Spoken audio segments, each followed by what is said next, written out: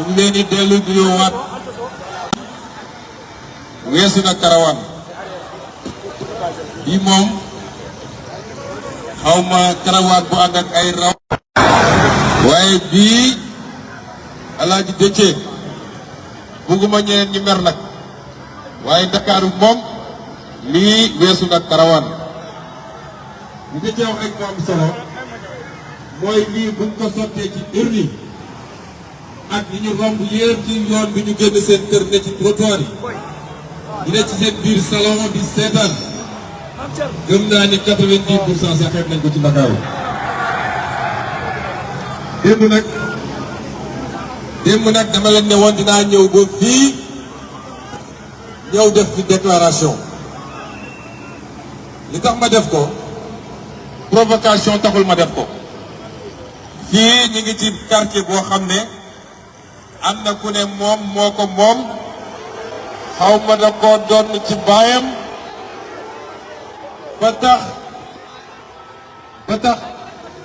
militant Pastef bu fi dugg ñu song ko dóor ko gaañ ko tey nag dama leen ne woon dinaa ñëw nañu ba fii ana waaja yéen gis ngeen ni ay dragon police gis ngeen ne ay dragon police ñoo sécuriser këram pour bañ dara am xam nga xaju balcon yàlla xam na ni waa ji amul fit musul am fit xamul fu fit nekk moo tax fu mu nekk mi ngi yenu tonu ngànnaay façon fetal bu ne parce que fit la amul fit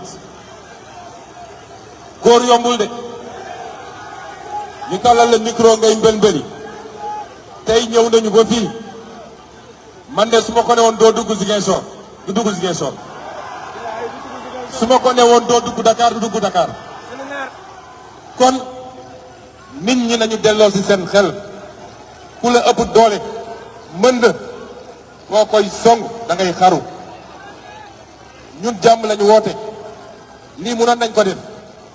def ko tey def ko ëllëg ba ajjuma bis mu ne ñu def ko ne ko doo fi campagne waaye bis ni ki tey yeewi nañ ko ne génn campagne kenn du ko dóor kenn du ko saaga waaye nag dina dégg Sonko loolu mënu ci dara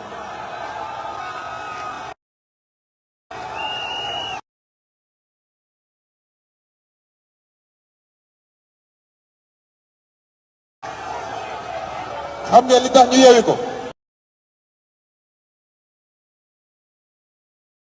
ñun ay démocrate lañu buñ lay duma ci urne yi bugguñu nga am lay mooy li ngeen doon wax ci beneen waaje borom saag ba bañ ko jàppee Bakel yàlla xam na ni man yéeguma président campagne bi dina ne résultat yi génn ci urne yi dañ koo tere campagne moo tax ma ne bés ni ci tey yéen waa Pastef yeewi ngeen ko ne génn ànd ak ñeent nit yi mu ñu xëy à 11h régler problème am ci urne yi loolu mooy Pastef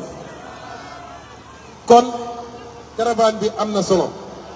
caravane jàmm la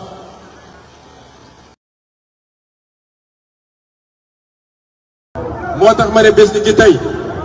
yéen waa Pastef yeewi ngeen ko ne génn ànd ak ñeent nit yi mu am dem campagne yi loolu mooy Pastef kon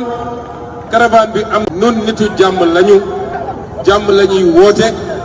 waaye nag jàmm tekkiwul ni da ngay toog ñu nekk sa kaw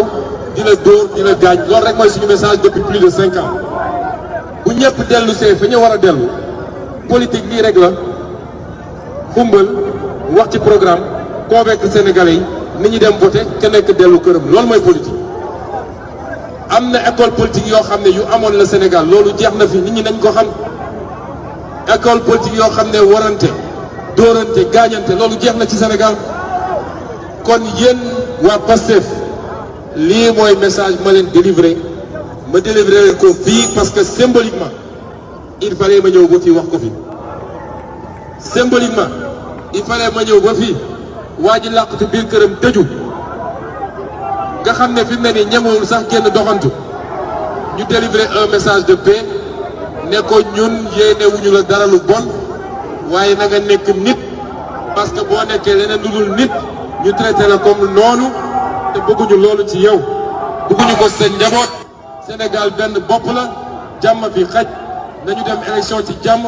yeggale ko ci jàmm caravane bi nag mën nañ ko sax yemale fii